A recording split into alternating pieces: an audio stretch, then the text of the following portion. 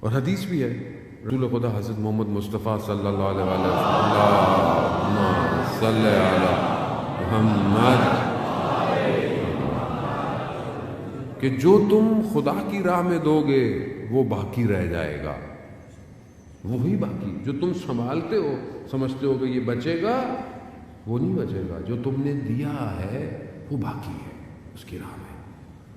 اب یہاں پر انسان کو دیکھنے کا ویژن چاہیے کہ میں کیا بچا رہا ہوں اور کیا دے رہا ہوں، اور سب سے جو انسان کی قیمتی چیز ہے خدا اسے مانگتا ہے۔ انسان مال دے دیتا ہے، چیزیں دے دیتا ہے، لیکن اپنے آپ کو دینا مشکل ہو جاتا ہے، اور خدا اور اس کے اولیاء انسان سے اس کا وجود مانگتے ہیں۔ ہمیں جو اتنی مجلس سنتے ہیں، عزاداری سنتے ہیں، کربلا بار بار سنائی جاتی ہے، اس کا مقصد کیا ہے؟ کہ ہم اس نقطے پر آ جائیں کہ ہم اپنے آپ کو خدا کی راہ میں دیں۔ خدا ہم سے یہ مانگتا ہے۔ اصل ہم اگر خدا کو دے بھی دے تو ہم کوئی بڑا کام نہیں کر رہے، کیوں؟ کیونکہ ہم ہیں ہی خدا کے۔ ہم اگر اس کو اپنے آپ کو دے بھی دیتے ہیں تو ہم نے کوئی باہر سے چیز لا کے تھوڑی دی ہے اس کو، یا ہم خود مالک بھی نہیں تھے اس کے، اصل مالک بھی وہی ہے۔ ہاں ایک بات ضرور ہے کہ ہم جو اس کا اپنا ہے اسے دیکھ کر خود کمال پہ پہنچ جاتے ہیں۔ یہ نقطہ ظریف ہے کہ تمہیں کوئی اور کچھ دے اور بولے کہ واپس دے دو مجھے، تو آپ بولیں گے کمال تو نہیں ہے، یہ تو چیز تھی آپ کی۔ کہا ہاں چیز میری ہے، مالک میں ہوں، لیکن میں تمہیں کمال پہ لے کے جانا چاہتا ہوں، میں تمہیں لے کر اس مقام پہ آنا چاہتا ہوں، ورنہ مجھے اصل ضرورت نہیں ہے، میں تمہارا محتاج نہیں ہوں۔ خدا ان اللہ علی کل شیء قدیر ہے۔ خدا قرآن میں ہمیں کہہ رہا ہے انتم الفقراء الی اللہ، تم محتاج ہو میرے، میں تمہارا محتاج نہیں ہوں، تم سب محتاج ہو، تم سب فقیر ہو میرے۔ اب جب ہم محتاج ہیں اس کو ہماری ضرورت نہیں ہے، ہمیں اس کی ضرورت ہے۔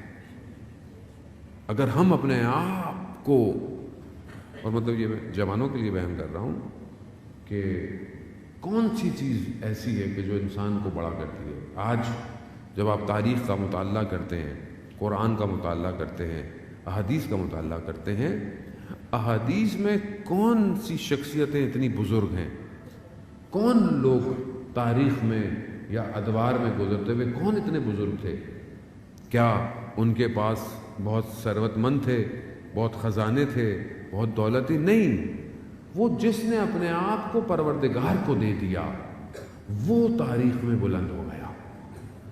اگر آپ پیچھے کی طرف پلٹنا شروع کر دیں تو آپ کو بڑے بڑے عامر، آپ کو بڑے بڑے سلطان یاد نہیں رہتے، آپ کو اولیاء خدا یاد رہتے ہیں صرف، اور وہی آپ کے وجود پہ اثر ڈالتے ہیں، اور وہ اپنے زمانے سے نکل کر ٹائم سپیس کو بریک کر کر آپ کے وجود کو بھی ہلاتے ہیں۔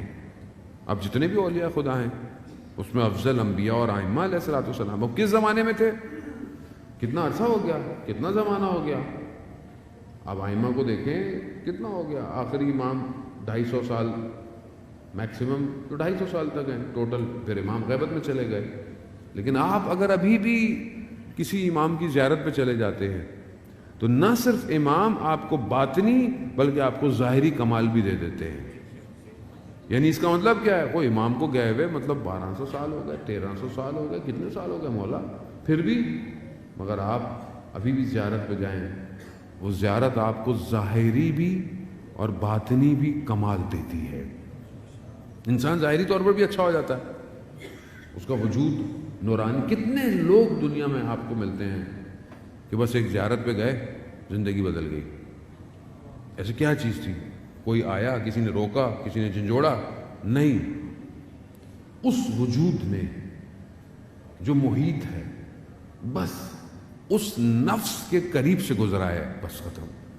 ہم اس نفس کے قریب سے گزرتے ہیں جب ہم جاتے ہیں، بس ہم جو قریب سے گزرتے ہیں تو ہمارا وجود انقلاب، ریولوشن تبدیل ہو جاتا ہے۔ کتنے جوان کہتے ہیں میں کربلا زیارت پہ گیا، واپس آیا نمازیں پڑھ رہا ہوں، عبادت گزار ہو گیا ہوں، میں نے فلانی چیز چھوڑ دی ہے۔ کسی نے کہا، کسی نے روکا؟ نہیں، وجود اثرات مرتب کر رہا ہے، زمانہ اور مکان روک نہیں سکتا اس وجود کو۔ کیوں کمال پر ہے؟ کیونکہ اس نے اپنے آپ کو خدا کو دیا ہے۔ یہاں امام سید الشہداء نے اپنے آپ کو خدا کو دیا۔